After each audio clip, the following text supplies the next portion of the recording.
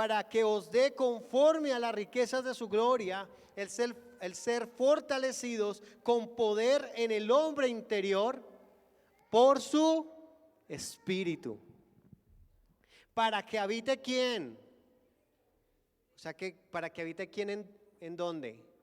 Cristo, ¿en dónde? En nosotros.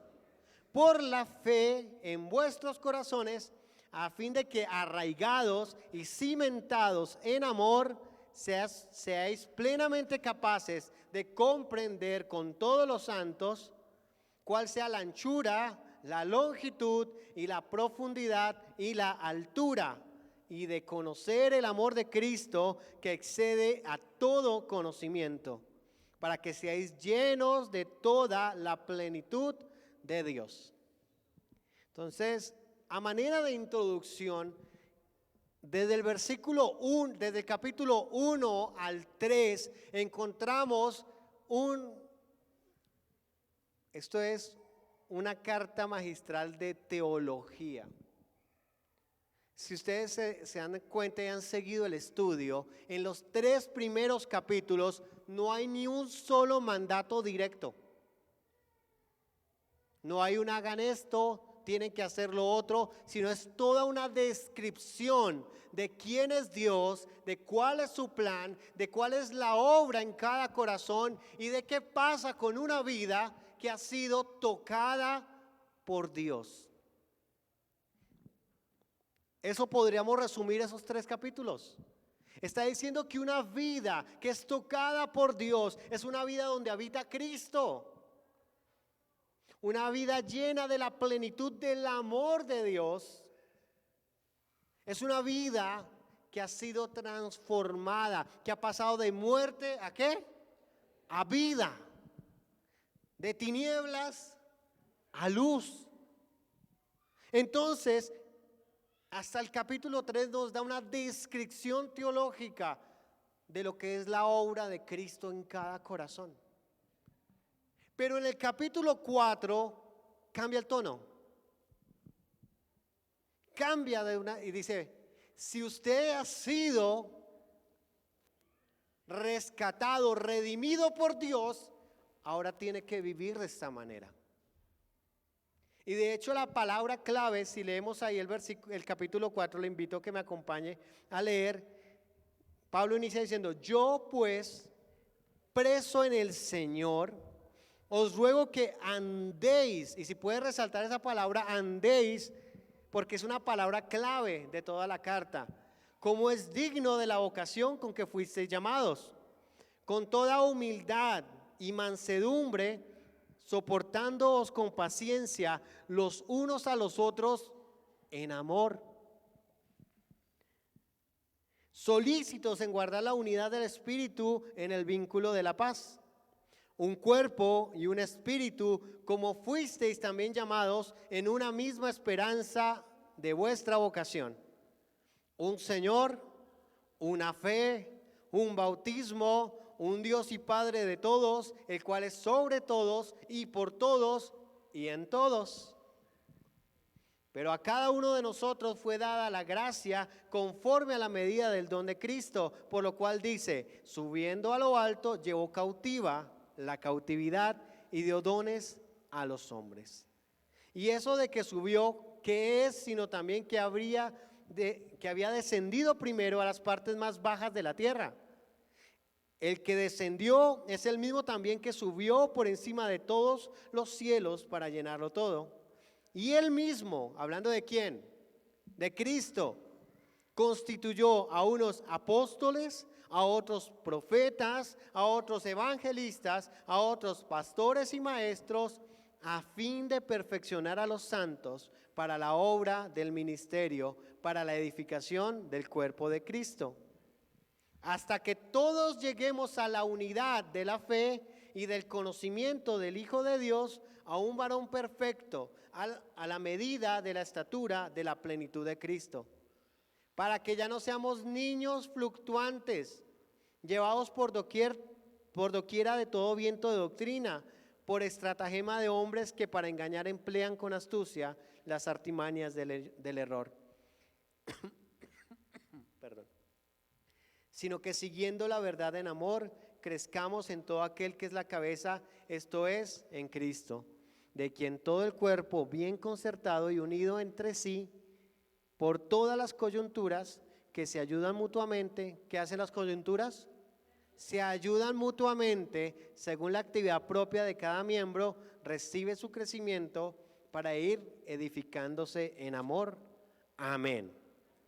Entonces, este pasaje lo he titulado Andar en unidad. Y es que una de las palabras claves de la carta de Efesios, si usted ha prestado atención, se va a dar cuenta que utiliza mucho la metáfora de andar. Dice, ustedes que antes andaban conforme al príncipe de la potestad del aire, para que ahora no andéis como andaban antes, como antes ustedes anduvieron, ahora anden de esta manera. Una de las palabras claves y más símbolos que utiliza Pablo en la carta de los Efesios es andar, como referencia a un estilo de vida, a una forma de vida. Cuando uno dice que alguien anda en los caminos de Dios, uno sobreentiende de qué se está hablando, ¿cierto? Y es que esa persona está viviendo conforme a la voluntad de Dios. Entonces aquí utiliza mucho la palabra andar. Y dice, yo pues preso en el Señor. Cuando Pablo escribe esta carta, él literalmente estaba preso en Roma.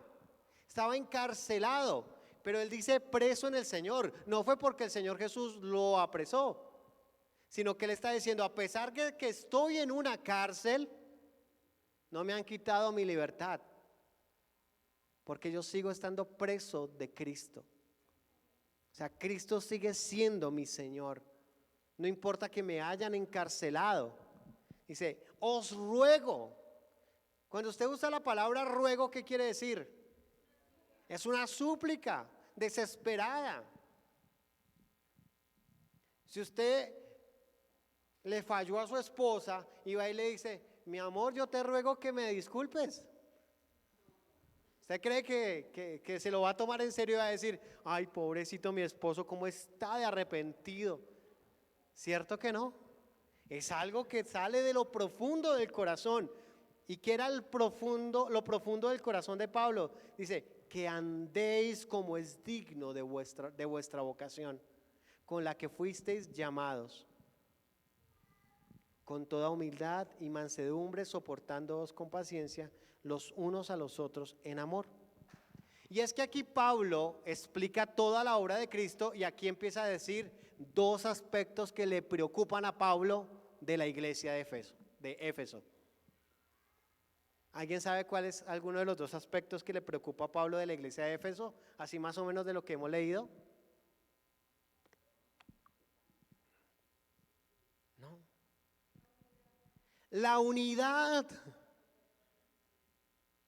A Pablo le preocupa la unidad de la iglesia, porque Pablo está diciendo, si de verdad Cristo hizo esta obra maravillosa en los corazones, ahora tenemos que andar ¿en qué? En unidad. Y si usted se da cuenta, por todo el capítulo 4 y de ahí en adelante va a encontrar unidos, unidad, en uno solo, un Señor, una fe, un bautismo, unidad. Y es que una prueba irrefutable de que alguien anda con Dios es la unidad. Amén.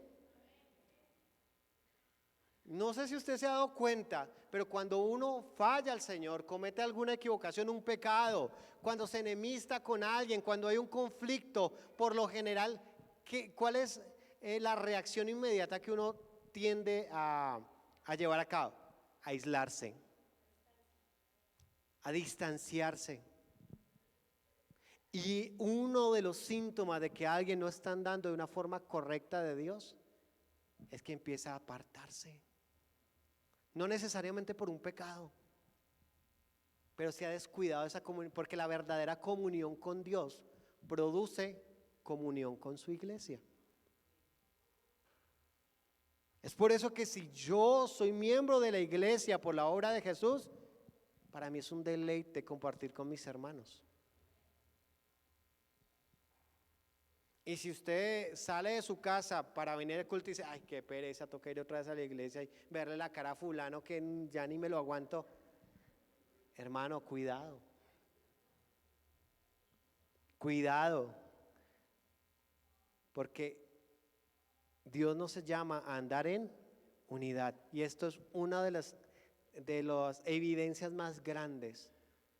Porque cuando nos convertimos hemos sido injertados, hemos sido hechos miembros de una gran familia. Es por eso que la iglesia no es un lugar donde congregarse, es una familia a la cual pertenecer. Hay gente que busca un lugar para congregarse, no, es una familia a la cual pertenecer. Y aquí somos una gran familia.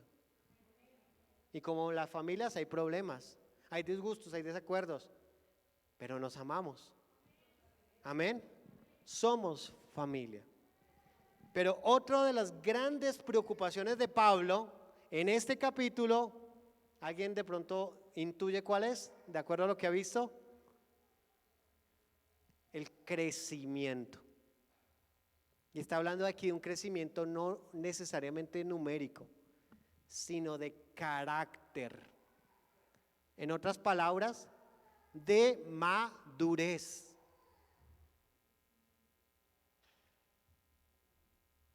¿Por qué no le dice al que está a su lado, maduren? En Cristo. Sí, maduremos. Y no le vaya a responder, es que no. Dice, es que si maduro, ¿cómo me apicho? Es que dicen en el colegio. No. Me echo a perder. En Perú dirían, si maduro me malogro. No, hermano, aquí en el reino de los cielos madurar es bueno y es necesario. Yo tengo que crecer, yo tengo que madurar. Entonces, hay dos tópicos que preocupan a Pablo en este capítulo 4. Número 1, ¿cuál? Y número 2, pero él los entrelaza. Y dice, usted no puede estar en unidad, no puede estar en unidad si no madura. No vamos a poder estar en unidad si no maduramos, si no crecemos en nuestro carácter. ¿Por qué? Porque si no maduramos, somos sensibles y medio nos hacen una y ya nos vamos. Medio pasa cualquier conflicto y ya se pelea con alguien y ¿sabe qué? Tú allá y yo acá. Para perdonar se necesita madurez. Para tener relaciones sanas se necesita madurez, pero es imposible madurar aislado, porque en la unidad de la iglesia es que maduramos, porque los hermanos que te rodean te ayudan a madurar, a veces a las buenas, con palabras de aliento, con ánimo, con oración, con un abrazo, pero también a veces a las malas, a través del conflicto. Y no se necesita, mi hermano, ser profeta para decirle que usted ha tenido conflictos, o está en un conflicto o se va a meter en un conflicto. Porque el conflicto hace parte de nuestra vida. El problema es que huimos y huimos y huimos y no aprendemos lo que el Señor nos quería decir en medio del conflicto. Entonces por eso es que para estar en unidad hay que madurar, pero para madurar es imposible si no estamos en unidad. Es por eso que la estrategia de Satanás es aislar a la gente,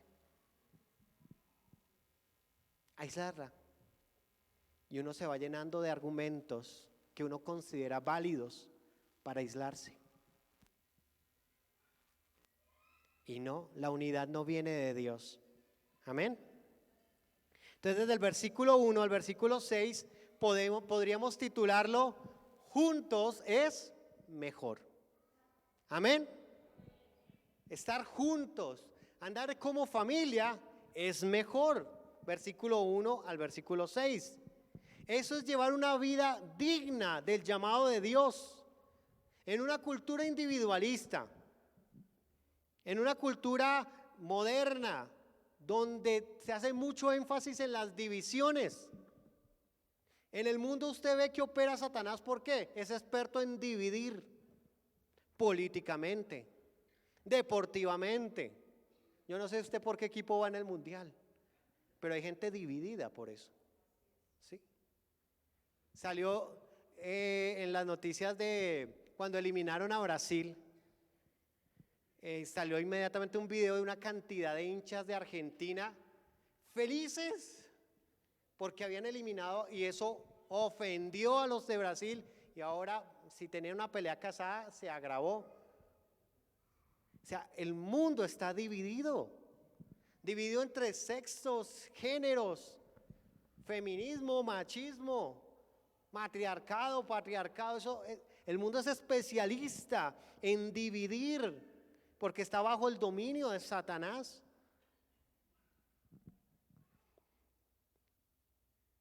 Es por eso que la iglesia debe tener un testimonio diferente al del mundo.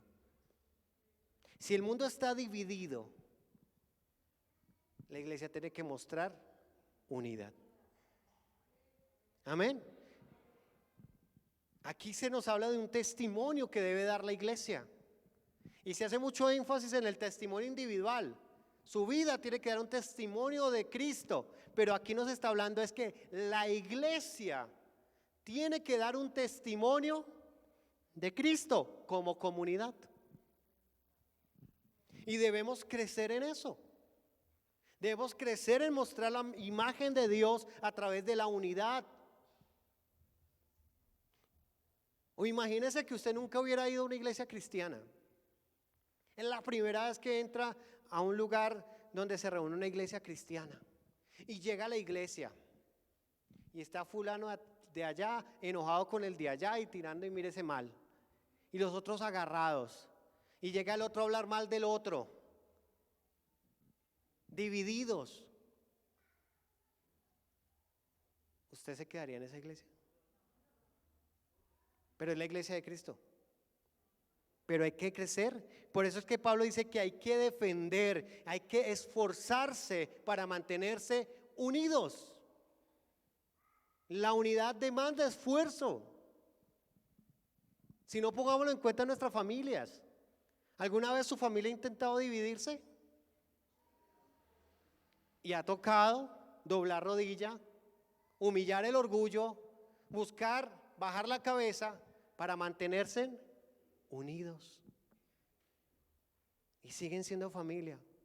La unidad cuesta, pero la unidad es una evidencia de una vida transformada por Dios. Dios no bendice la división. Entonces, el mundo necesita ver una unidad tan anhelada y característica de la iglesia de Cristo. Eso hace que la iglesia sea irresistible. Por eso le digo que la iglesia es mucho más que un lugar, es una familia.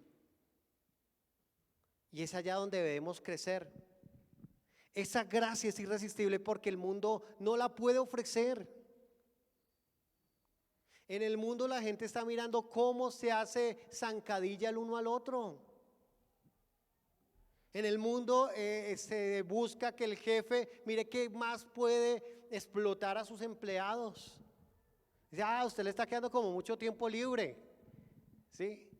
Coja este bultico de lentejas y frijol y me lo separa, lo que sea. O sea, siempre hay como ese interés de aprovecharse, de yo sacar partido. En la universidad, ¿quién se aprovecha del otro? ¿A quién puedo usar para que me pase la tarea? ¿De qué forma puedo hacer la copia y aprovecharme del profesor? O sea, en el mundo, el testimonio es que el vivo vive del bobo. Y esa es la mentalidad del mundo. Yo tengo que aprovecharme, yo tengo que sacar partido, yo tengo que velar por mis intereses. En la iglesia deben encontrar algo diferente. Eso es una muestra ineludible de la gracia de Dios. Eso es lo que está diciendo Pablo. Porque mire que en el capítulo 3 nos habla del amor, el amor y el amor y el amor. Y aquí dice cómo hacemos práctico el amor. ¿Estando en qué? En unidad. En unidad. Entonces, Jesús nos llama para ser parte de su pueblo, de su cuerpo, y es por eso que el andar en unidad es una de las máximas prioridades de todo aquel que sigue a Jesús. Y en medio de la iglesia, el cristiano debe perseverar y combatir por andar en unidad. Sujel Michelin dice lo siguiente acerca de este pasaje. Dice, en Cristo somos igual que un matrimonio. Aunque somos uno con el cónyuge, no todos los matrimonios manifiestan el mismo nivel de unidad que son en Cristo. En la iglesia sucede de igual manera. ¿Qué quiere decir eso? Cuando dos personas, un hombre y una mujer, se paran frente al altar para unirse en santo matrimonio, bajo la bendición de Dios, a partir de ese momento, dice la Biblia, que ya no son dos, sino son uno. Pero no todos los matrimonios reflejan el mismo nivel de unidad, aunque ya sean uno. ¿Por qué creen ustedes que pasa eso?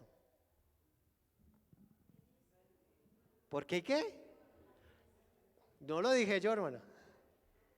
Porque falta madurez, falta el carácter de Cristo. Entonces, hay parejas que uno ve y dice, tan lindos, tan unidos. Eso no es de gratis, hermano, eso ha tocado lucharlo, orar, hay que perdonar, hay que atender bien a la señora, y viceversa. Eso hay que trabajarlo. O sea, una planta, por más de que usted la siembre, si no la cuida, se marchita. Entonces, aunque son uno, espiritualmente hablando, pueden estar viviendo como dos, con bolsillos separados, casados, pero esta es tu plata y esta es mi plata. Esto es lo que tú produces, esto es lo que yo produzco. Y yo te ayudo con las facturas. Usted no está ayudando con las facturas. Yo te ayudo con el arriendo. No, usted no está ayudando con el arriendo. Cuando ustedes se casaron, son uno. Y lo que producen es para ese uno, ese hogar. Es que este es tu tiempo y este es mi tiempo. Es que, no, nos falta entender lo que significa ser uno. Si eso pasa en un hogar, que uno se ve las caras todos los días, que uno sabe cómo se levanta el otro, despeinado, ojeroso y con un aliento de rosas. Imagínense en la iglesia cuánto nos falta por entender lo que significa que ahora en Cristo somos uno. Entonces, así como cada matrimonio debe crecer en unidad, cada iglesia local también debe crecer y madurar para mostrar esa unidad. Entonces, dígale al que está a su lado, estamos creciendo. No lo hemos logrado. Aún nos sacamos chispas. Aún se nos va una que otra expresión que no debe ser. Aún se nos escapa un mal comentario de otro hermano. Pero hermanos, estamos creciendo. No somos perfectos, pero sí somos uno. Amén. Entonces necesitamos crecer en ese testimonio de unidad, apoyarnos los unos a los otros, no estar solos. La soledad es muy cruel. Entonces, Pablo en este pasaje nos da claves para la unidad. Ahí en el versículo 2 arranca dando unas claves para la unidad. ¿Cuántos quieren crecer en unidad? ¿En su familia, aquí en la iglesia? Listo. Le voy a dar las claves que nos da Pablo. La primera, con toda humildad. Entonces la primera clave para vivir en unidad se llama, y la primera clave para estar en división se llama orgullo. Orgullo. Se acaban más hogares y más iglesias por orgullo que por cualquier otra cosa. Porque es que me la hizo. y me la tiene que pagar. Es que yo tengo que ver cómo el Señor se las cobra. Y hasta nos volvemos bíblicos. Mía es la venganza, yo pagaré, dice el Señor. Y ese pasaje no quiere decir eso, ojo. Entonces, el término aquí usado para humildad, si usted está tomando nota, no es tapeinoprosneo. Facilito, ¿no? Pero como usted ya sabe griego y todo eso, tranquilo, no tiene que anotarlo. Lo que quiere decir en español, el término humildad, en este pasaje quiere decir tener una baja autoestima de uno mismo. O un profundo sentido de la propia pequeñez. Y cuando uno va a la palabra va en contra de lo que dice el mundo.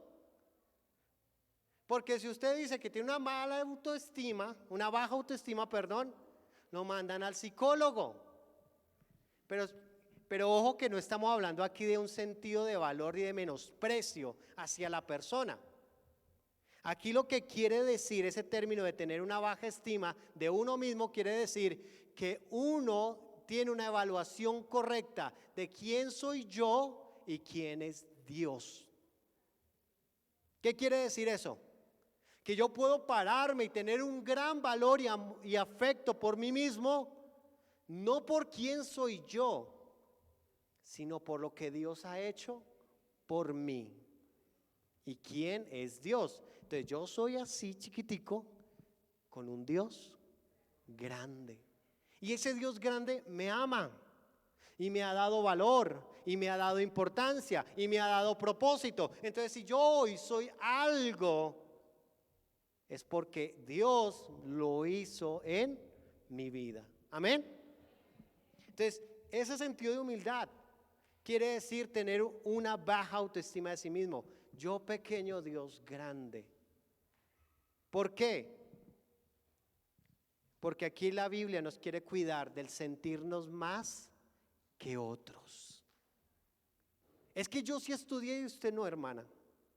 Es que yo sí tengo un cartón allá pegado que dice que yo soy profesional y que usted no. En Cristo no hay eso.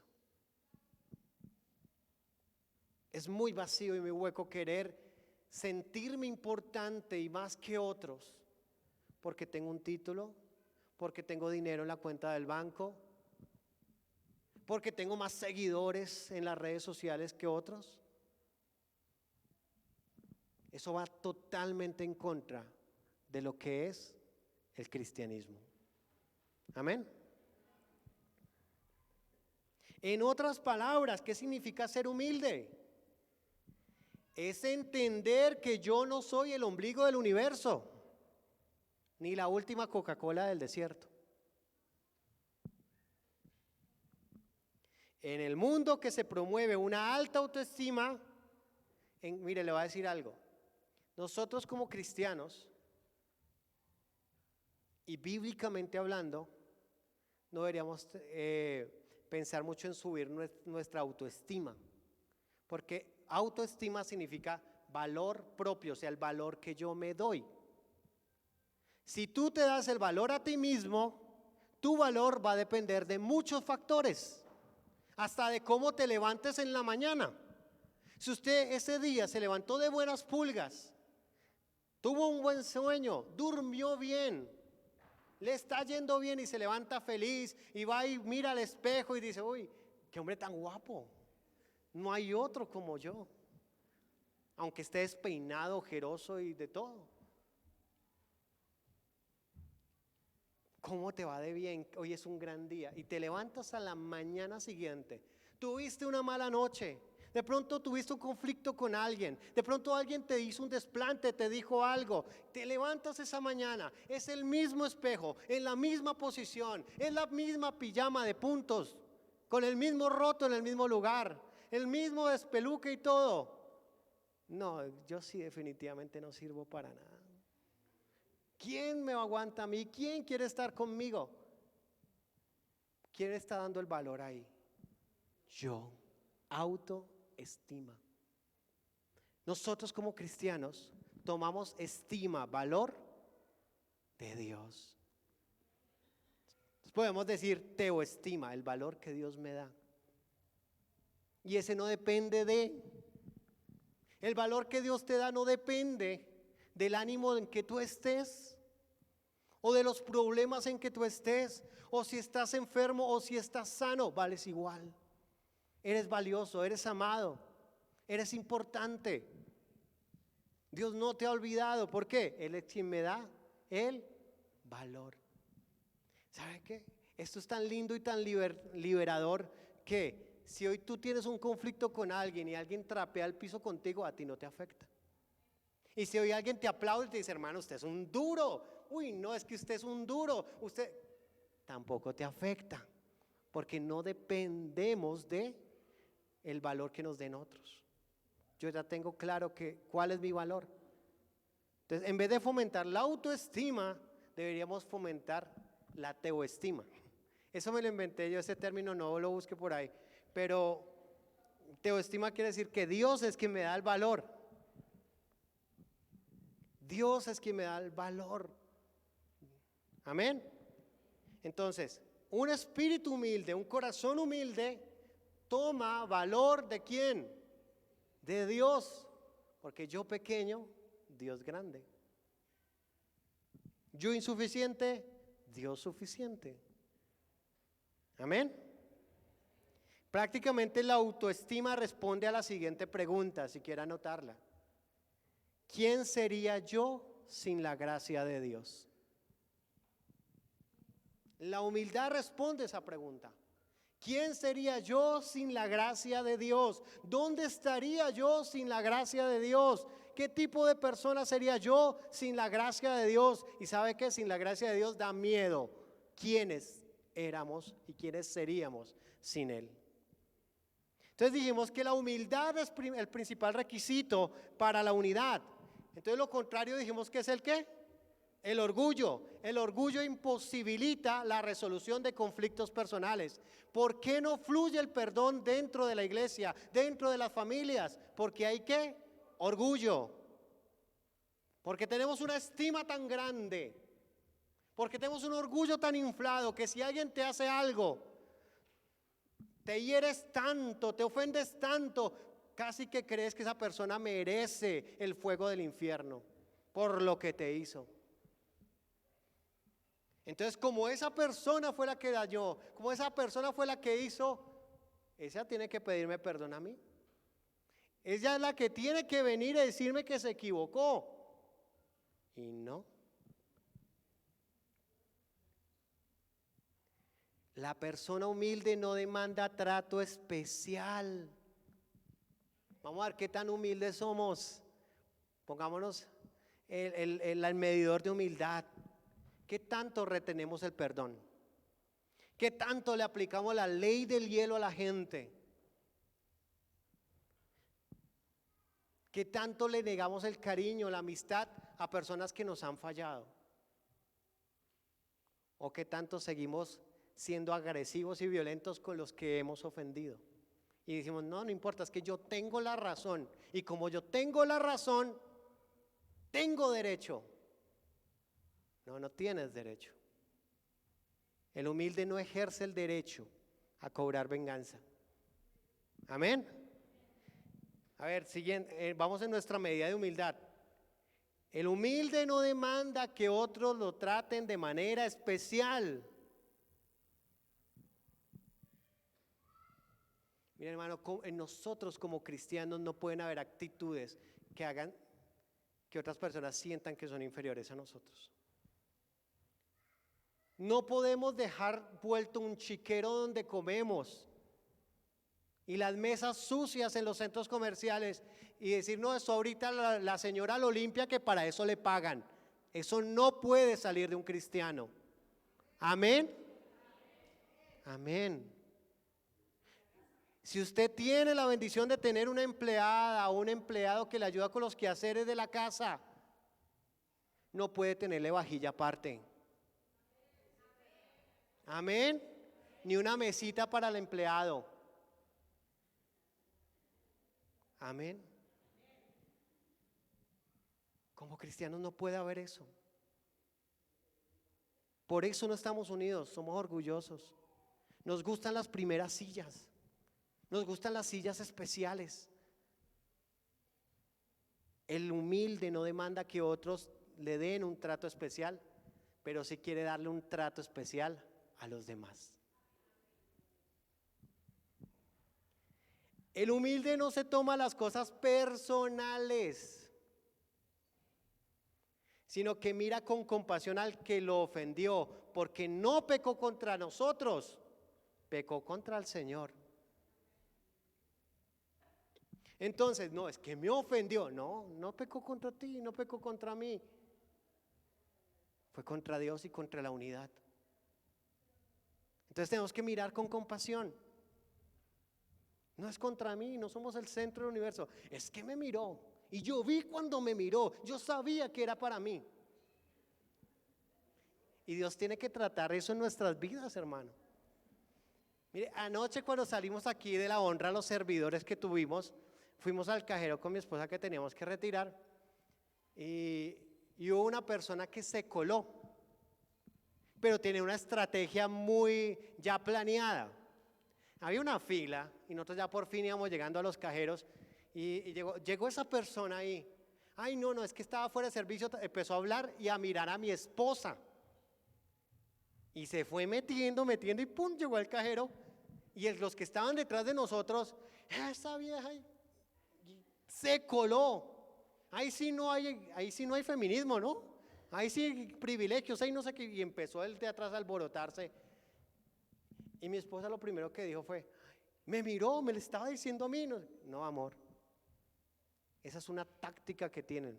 Miran a cualquiera para ir metiéndose y se colan. No lo tomes personal. No lo tomemos personal. Porque cuando se meten contigo o se meten conmigo, no es con nosotros, es con Dios. ¿Qué tenemos que tener nosotros? Compasión. Y antes orar y restaurar a esa persona. Orar y poner la otra mejilla que tanto cuesta. Últimamente alguien me enseñó una oración que la estoy practicando todos los días. Todos los días estoy orando de esta manera, desde que aprendí esa oración. Señor, ayúdame a callar cuando tengo que callar, pero ayúdame también a hablar cuando tengo que hablar. Entonces tenemos que aprender. Entonces la humildad es una correcta evaluación de nosotros ante la cruz de Cristo.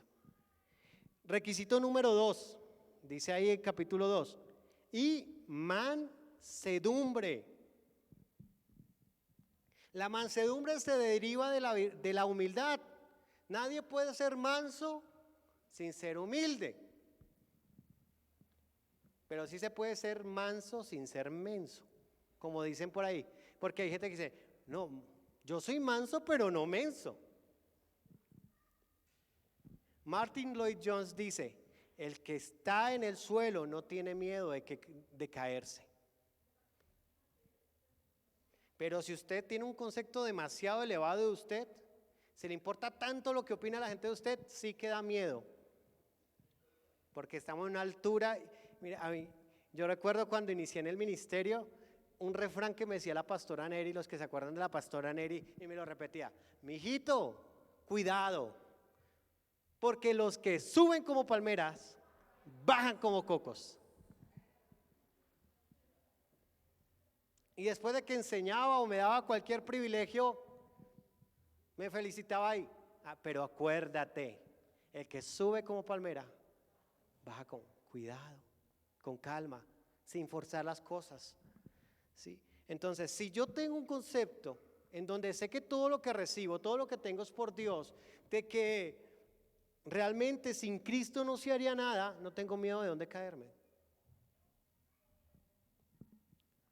Por ahí un videíto que sale ahorita en las redes sociales, un reel, donde está el sonido de un hombre cayendo así, ¡ah! Y aparece el letrero, tú cayéndote del pedestal en el que te tenía. ¿No? Seamos humildes. Y de la humildad nace la mansedumbre.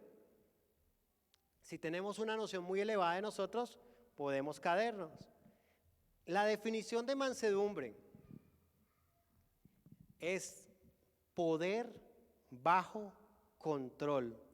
Es la capacidad de poder anteponer los intereses del reino de Dios sobre los míos. Mansedumbre es tener un carácter fuerte. ¿Y qué significa tener un carácter fuerte? Normalmente nosotros pensamos que la persona violenta, agresiva, directa, tiene un carácter fuerte. Dicen, no, es que esa persona tiene un carácter muy fuerte. Mentiras. Tiene un carácter demasiado débil porque no puede controlarlo. Explota con cualquier cosa. Se deja llevar por la ira, por el enojo. Y en medio de eso lastima, dice cosas que no debería de ser. Entonces, ¿esa persona es mansa? No. Pero tampoco manso es quedarse callado y aguantar y no decir lo que usted quiere decir, porque eso se va acumulando aquí y a veces esas bombas de tiempo son peor que el que explota en el momentico. Empieza a acumular, acumular, acumular, acumular, acumular. Y a veces hay años de cosas podridas allá adentro y en el momento menos esperado, ¡pa! Y muchas veces explota delante de quienes no tiene que explotar. Nuestra familia, nuestros hijos, nuestro ministerio. Entonces, manso significa poder bajo control. ¿Y qué significa? Que Dios me ha dado autoridad, que Dios me ha dado poder, pero que eso está bajo el control del Espíritu Santo. Amén. Entonces, el hombre débil de carácter está a merced de las circunstancias y lo externo, cualquier cosa que pasa lo derrumba. Cualquier circunstancia le cambia los planes. Cualquier cosa le hace cambiar de opinión. Dice, hoy decidí esto, decidido. Y no lo ve así, pero... Y al día siguiente, no, mejor no. ¿Qué pasó? Es que alguien me dijo, o sea, no estoy diciendo de no escuchar consejo, simplemente cuando estamos a merced de las circunstancias. Mire lo que dice Proverbios 25-28. Como ciudad derribada y sin muro, es el hombre cuyo espíritu no tiene rienda. ¿Cómo está nuestro corazón? ¿Estamos como una ciudad a merced de ataques? Cualquier cosa nos desestabiliza, cualquier cosa nos cambia los planes, cualquier cosa hace que estalle en ira, en enojo. Como ciudad derribada y sin muro, es el hombre cuyo espíritu no tiene rienda.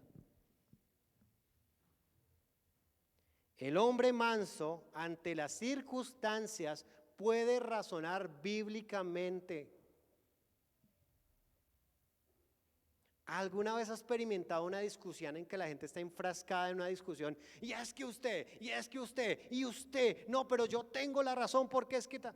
Y aparece alguien, o hay alguien en medio de esa discusión y dice, mire que la palabra de Dios dice esto, ¿por qué no lo manejamos de esta manera? Ese es un hombre manso, que no se deja llevar por los momentos y las circunstancias, sino que puede tener el control y decir, mire, la palabra de Dios dice esto.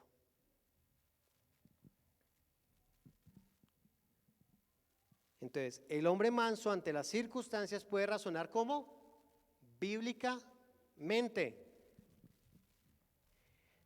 Cuando no hay mansedumbre, ¿cómo se evidencia?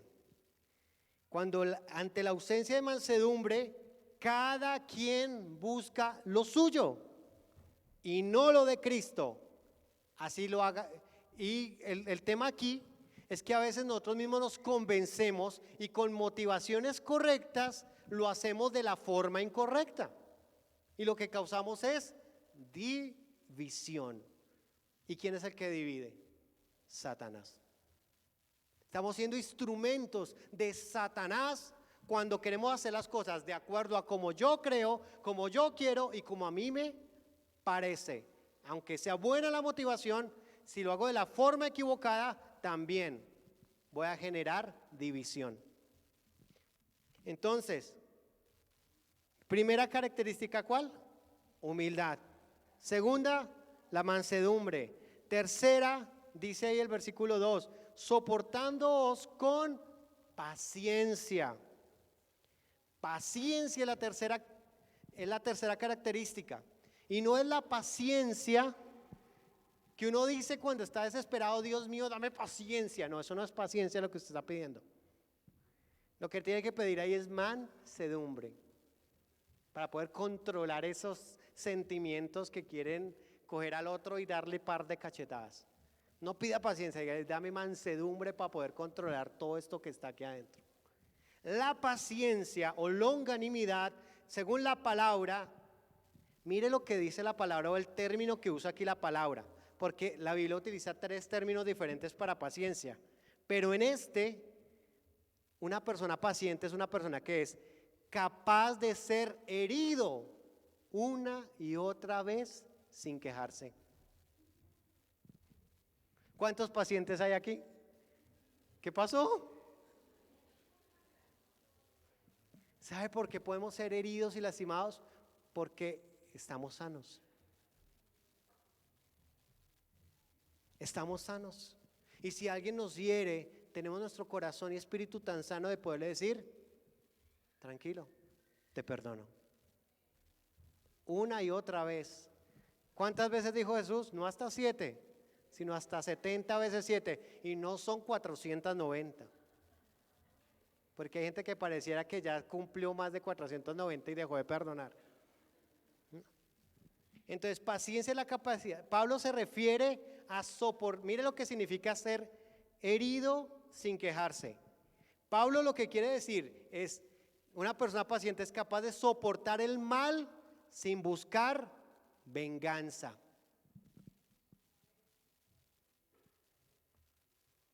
¿Hemos buscado venganza de alguien que nos hirió? ¿Lo hemos hecho? Y no estoy hablando de la venganza de las películas que hacen así, no, hay actos sutiles que son venganza.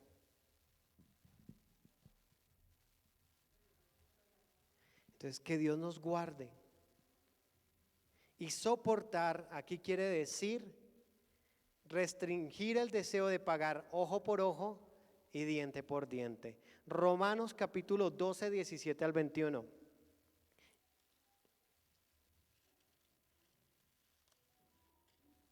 Está como densa esta carta de Efesios, ¿no? Nos da como un poquito de palo, ¿verdad? Bueno, yo después de estudiar esa carta salí como que, Dios mío, necesito arrepentirme de nuevo. Sí. Dice Romanos 12, 17 al 21, dice: no paguen a nadie mal por mal. Procuren lo bueno delante de todos los hombres. Si es posible, ojo, mire, aquí hay algo importante. No tengo todo el tiempo para exponer todo lo que significa andar en paz. Pero dice: si es posible, en cuanto dependa de Leslie, en cuanto dependa de Marina, en cuanto dependa de Jimmy, ¿qué? Estar en paz con todos los hombres. No se venguen ustedes mismos, amados míos. Dejen lugar a la ira de Dios, porque escrito está: mía es la venganza, yo pagaré, dice el Señor. Así que, si tu enemigo tuviera hambre, dale de comer. Si tuviera sed, dale de beber. Pues haciendo esto, ascuas de fuego amontonará sobre su cabeza. No seas vencido de lo malo, sino venced con el bien el mal. Dice: si tiene hambre, dale de comer. Así que si alguien tiene algo contra mí o le echo algo, pues puede invitar ahorita a almorzar después del culto, ¿sí? Y nos ponemos a paz. O si a usted lo invitan a almorzar, diga: venga, ¿yo qué le hice? ¿Sí? Entonces, no seas vencido. Dice: no está en nuestras manos el tomar justicia. No está en nuestras manos. No está en nuestras manos el tomar venganza. Cuando yo exijo demasiada venganza, demasiado pago y demasiada justicia, es porque hay un ídolo que está emergiendo en mi interior. Ese ídolo se llama el yo. Amén. Y por último, para estar en unidad, dice: soportando unos a otros, ¿en qué? amor. Mire, es imposible estar en unidad verdadera si en nosotros no habita el amor de Dios.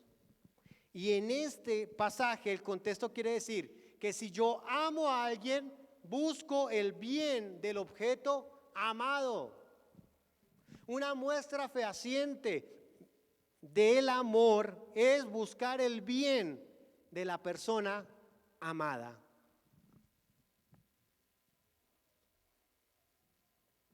Y si no, miren nuestros hijos, los amamos, nos sacan canas.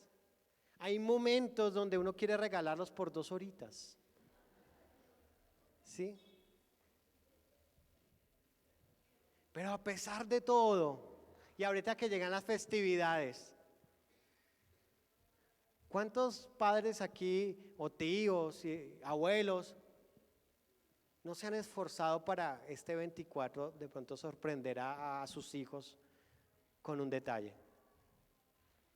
Y se han esforzado y han pagado un precio por sus hijos y se han desacomodado por sus hijos, incluso han renunciado a trabajo por sus hijos, a unas mejores posibilidades por sus hijos. Pero todo lo que un padre, una madre hace, lo hace por la felicidad y el bien de sus hijos. Eso se llama amor. Y si queremos ser una iglesia unida, tenemos que aprender a amarnos. A mí no me puede dar rabia que un hermano sea ascendido y que le den un mejor salario. A mí no me puede dar rabia que es que el hermano Jorge, bueno, Jorgito no está, se fue para Santa Marta con todos los gastos pagos y dice, ¿por qué a él sí, a mí no? No, mi hermano.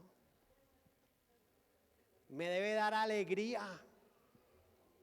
Me debe dar alegría. Tenemos que aprender a amarnos a tal punto que nos dé alegría, felicidad, que a ustedes les vaya bien, que crezcan, que sean prosperados, que Dios obre en sus corazones, incluso a pesar de que hayamos tenido conflictos. Amén. Dice 1 Pedro 4:8, y ante todo tengan amor unos por otros, amor ferviente, porque el amor cubre multitud de pecado. El amor cubre multitud de pecados. El amor ferviente, ¿sabe qué se demuestra precisamente cuando la otra persona actúa de una forma que me hirió? Y aún así puedo decirle, ¿sabe qué? Seguimos de amigos, te sigo amando. Entonces por eso no es tan fácil la unidad. Definitivamente la unidad tiene que ser una obra tremenda de Dios en nuestros corazones, para la cual se necesita madurez. Tenemos que crecer en el carácter de Cristo. Y versículo 3 dice, y otra vez Efesios 4:3. Dice, solícitos en guardar la unidad del Espíritu. Entonces lo que nosotros como iglesia le podemos ofrecer al mundo, sí, podemos ofrecer a Cristo, pero algo que tiene que haber acá es unidad. Unidad, mis hermanos. Dios no es un Dios de división. Hay personas que a veces buscan un lugar donde congregarse y ni siquiera se toman el trabajo de preguntar de dónde salió esa iglesia. Y resulta que esa iglesia salió de un hermano que se peleó con el pastor y salió y se llevó otro grupo de hermanos. Dios no bendice eso. Dios no bendice la división. Yo tengo que saber de dónde salió la iglesia donde me congrego, porque puedo estar congregándome en una iglesia que haya nacido de la división. Amén. Nosotros tenemos una iglesia en Faca que nos asignaron como hija de parte del distrito, que sufrió hace como 10 años una división, donde el pastor no sé qué le pasó y se llevó un montón de hermanos Era una iglesia de más de 200 y pico de personas y se llevó al 90% de la gente. Y estos hermanos, de hecho lo aprovecho y lo digo para que oremos por ellos. 10 años y les ha costado perdonar la división. Oremos por ellos. Entonces Dios no bendice. ¿Quieres saber dónde salió la iglesia wesleyana? Lo invito a tomar el EFI. En el nivel 1 le van a contar de dónde nacimos, quién fundó la iglesia. Sí. Y entonces dice solícitos en guardar la unidad. ¿Qué quiere decir solícito? Diligentes, esforzados, con afán, con prioridad. Ser solícitos en guardar ¿qué? La unidad. Y si usted se ha sentido apartado, aislado, hoy tome una decisión, diga: Señor, yo me quiero esforzar por mantenerme en unidad, porque cuando yo me empiezo a apartar, soy presa del enemigo. Por eso dice: un cuerpo, un espíritu, una misma esperanza, un Señor, una fe, un bautismo, un Dios y Padre de todos. Entonces tenemos que esforzarnos por mantenernos en unidad, porque sabe que el enemigo le encanta atacar al que se aísla. ¿Usted ha visto esos documentales de Discovery Channel y de animales? Que están esas manadas de animales por allá por las planicies de la sabana africana y van todos los animales y de repente llegan los depredadores y empiezan a atacar. Y la estrategia de la gran mayoría es aislar a uno para que después se lo puedan merendar. De la misma manera pasa en la iglesia de Cristo. El enemigo usa la misma estrategia. No nos quiere ver juntos. ¿Usted para qué? No, mejor busque amigos afuera, la comadre. ¿Para qué? Es que de la iglesia no me cae bien ninguno. Hermano, revísese. Porque espíritus similares se atraen. Y si su amiga del alma es una chismosa y la señora que está pendiente de todo lo que ocurre en el barrio, oiga, ¿por qué su amiga del alma? ¿En serio? Si a usted le gusta andar con el que es tramposo, con el que hace... ¿Por qué, hermano? O si su amigo del alma es el que viste y desviste con la mirada a una mujer, oiga, ¿qué está pasando ahí? No estoy diciendo de discriminar a la gente, sino de revisar por qué no me siento en unidad con mis hermanos en Cristo. Amén. Entonces, ¿por qué no crecemos? ¿Se acuerdan que habían dos tópicos? Unidad y crecimiento. Y uno dice: pero si oramos para que crezcamos, oramos para que gente llegue nueva, oramos para que hayan convertidos, nos metemos en ayuno, evangelizamos, somos bíblicamente correctos, predicamos buena doctrina y no crecemos. Porque no hay unidad.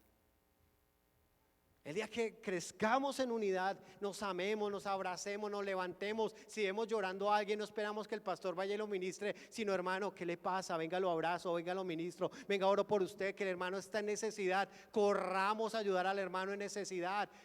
El día que se vea eso y que crezcamos en eso, la gente va a decir: yo quiero estar allá.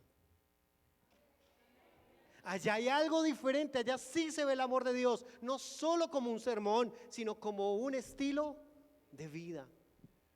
Entonces podemos desgastar nuestras rodillas orando para crecer, pero si no trabajamos en unidad, no vamos a crecer. Y si usted ve al final del pasaje, dice: sino que siguiendo la verdad en amor, crezcamos en todo en aquel que es la cabeza, esto es Cristo, de quien todo el cuerpo, bien concertado y unido entre sí por todas las coyunturas, se ayuda mutuamente. ¿Por qué no le dice al que está a su lado: estoy para ayudarte? Estoy para ayudarte. Ener le dice a su esposo: estoy para ayudarte. ¿Ya cuántos años ayudándolo? ¿Sabe por qué? Porque es más lo que a nosotros nos une como cuerpo de Cristo que lo que nos separa. Un solo Señor, una sola fe, un solo bautismo, un solo Espíritu.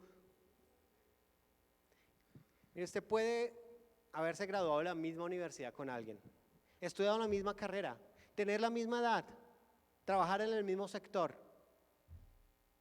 pero ninguna persona va a tener más en común con usted que otra persona que ha sido rescatada y salvada por Cristo Jesús. Tenemos demasiado en común, hermanos, y cosas importantes y trascendentales. Así que le invito a que nos pongamos de pie, vamos a orar. Y el reto es esforzarnos y ser solícitos. ¿Por qué? Por estar en unidad. Señor, hoy como iglesia, como uno, reconocemos que han habido diferencias entre nosotros, que hemos sido orgullosos, Señor, que en aras de abogar por nuestra justicia y de tener la razón, incluso, Señor, hemos herido a otros. Reconocemos que hay inmadurez en nuestro corazón, en muchas de nuestras actitudes. Pero hoy oramos y clamamos al dulce Espíritu Santo que renueve las relaciones de esta iglesia, que traiga una renovación en las relaciones a todo nivel en esta iglesia, que nos ayude, Señor, a ser humildes, mansos, pacientes, llenos de amor. Hable ahí con Dios. Y yo quiero orar especialmente por aquellos que se han sentido aislados, que el enemigo ha sembrado un pensamiento de que no hacen parte de este lugar, de que se sienten como si estuvieran en otro ámbito, en otro plano, que no se sienten a gusto, porque ese pensamiento no viene de Dios. Si te has sentido solo, si te has sentido que no encajas, incluso te has preguntado si este sí es tu lugar, el tema no es el lugar, es el corazón. Espíritu Santo ministra. Así que yo quiero orar especialmente por los que se han sentido solos, apartados, que han sentido la soledad, que no se han sentido parte de, y les ha costado acercarse. Si usted es de esas personas, déjeme orar por usted. Y es más, quiero invitar a la iglesia, si usted siente orar por alguien, que se dirija y ore por esa persona. Que sea hoy el instrumento de Dios para restaurar, para animar, para consolar. Muévase, hermano, si usted siente en su corazón orar por alguien.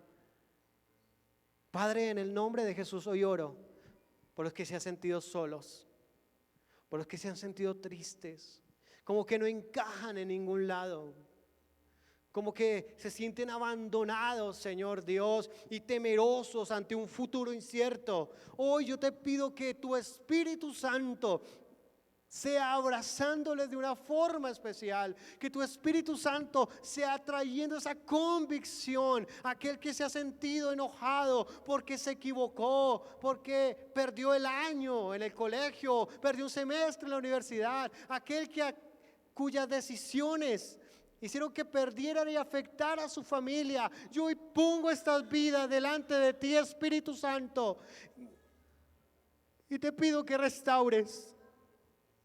Y te pido que restaures y que puedan sentir hoy, Señor, esa adopción que tú traes como hijos tuyos. Que sientan ese abrazo que reconforta. Que experimenten en este momento, Señor, esa convicción profunda de que no están solos. No estás solo. No fuiste llamado para estar solo. Fuiste llamado para una gran familia que te ama, que hoy te bendice. Yo te pido que tú traigas convicción y traigas restauración de relaciones. Que de este lugar podamos salir y mirar a los ojos, Señor, al ofensor o al ofendido y decirle perdóname. Danos la valentía, la humildad, Señor, para reconocer nuestros errores. Y trae un espíritu de unidad a esta tu iglesia.